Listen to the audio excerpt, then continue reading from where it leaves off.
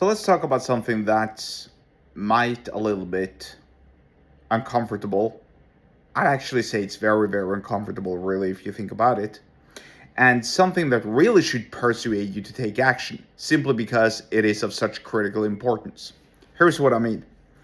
So earlier today, there was supposedly, allegedly, some sort of energy or power threat aimed towards the Nordic countries, my country included.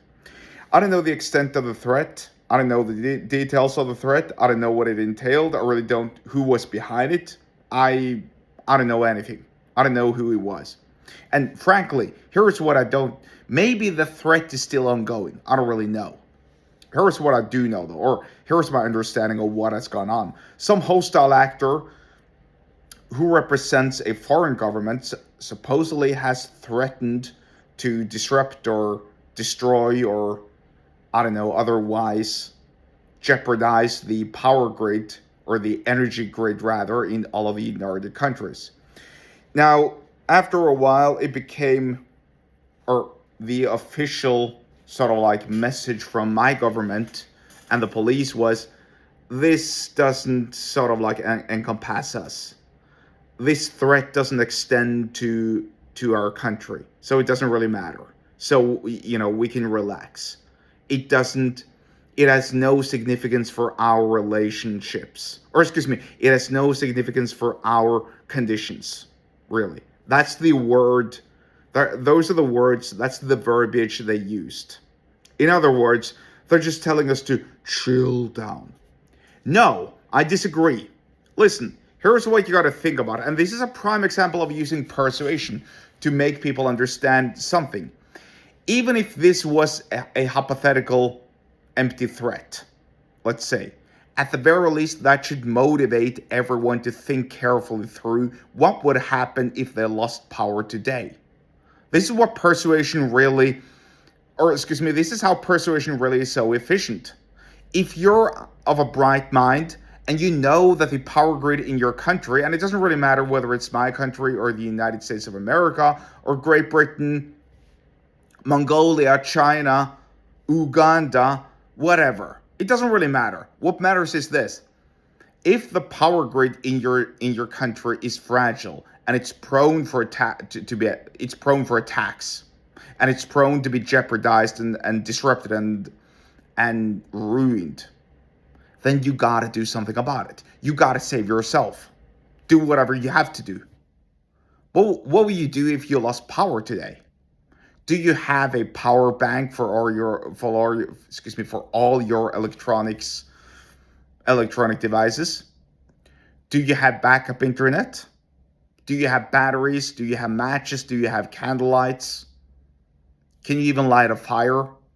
All those do you have food? Do you have water? Do you have shelter? Right? Think carefully through. If you're living in a cold environment where it gets dark and cold outside, can you survive when there's no power?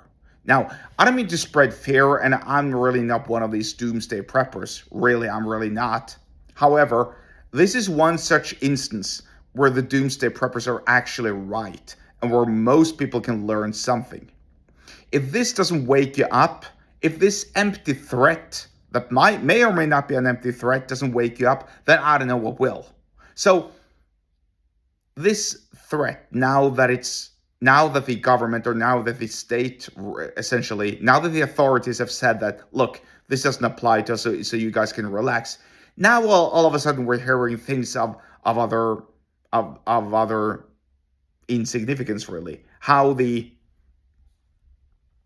head of the WEF, the World Economic Forum, has just resigned. How some celebrity court case that's going on in my country really is very, very tense and very, very psychological and very, very personal, etc., etc. Sports, you name it, all that kind of crap. And yet they have one common denominator. These items and things all need power, energy to function. So, again, This is not really a doomsday podcast or doomsday prepper podcast. It's really not. I'm just using this very critical thing that everyone fears really deep in their minds to illustrate the importance of persuasion and how you can apply it in your business. When you manage to create a vision in your customer's mind, according to good old Jim Camp, you know what will make them buy. In this sense, if you're selling, I don't know, survival kit, this is a brilliant way of marketing your stuff. Hey, listen, what are you doing when the power runs out? What are you gonna do? Where are you gonna go? How are you gonna cook food? How are you gonna eat? How are you gonna keep warm when it's winter outside? You need our A, B, C, D, whatever equipment or thing that we're selling, right? Think about it. That's a brilliant way to persuade your audience, your crowd, to buy from you, letting them know what's going to happen if they don't do it. Think about that. That's the persuasion lesson for the day. If you want to learn more about persuasion, then get subscribed to my email list. The link to this is in the episode description wherever you're watching or listening to this, and I'll see you there.